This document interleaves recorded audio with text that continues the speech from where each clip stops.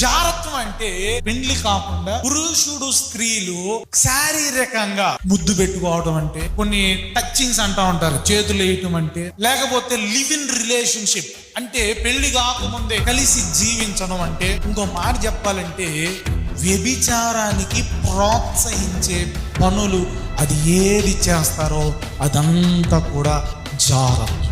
ఈరోజు సినిమాల్లో చూపిస్తారు కదా, నడుము పట్టుకోవడం, మెడ మీద ముద్దులు పెట్టుకోవటాలు, ఇలాంటి వ్యభిచార సంబంధమైన ఫీలింగ్స్ ని డెవలప్ చేసే పనులను ఏమంటారంటే జారత్వము, జారక్రియలు అని పిలుస్తారు. యవనస్తులలో ఈరోజు చదువు అనే పేరుతో ఇక జారత్వ క్రియలు జరిగిస్తూ ఉన్నారు. జారత్వమునకు దూరముగా పారిపోవుడి. మనుష్యుడు చేయు ప్రతి పాపమును దేహమునకు వెలుపల ఉన్నది, కానీ జారత్వము చేయువాడు తన సొంత శరీరమును హానికరముగా పాపము చేయుచున్నాడు.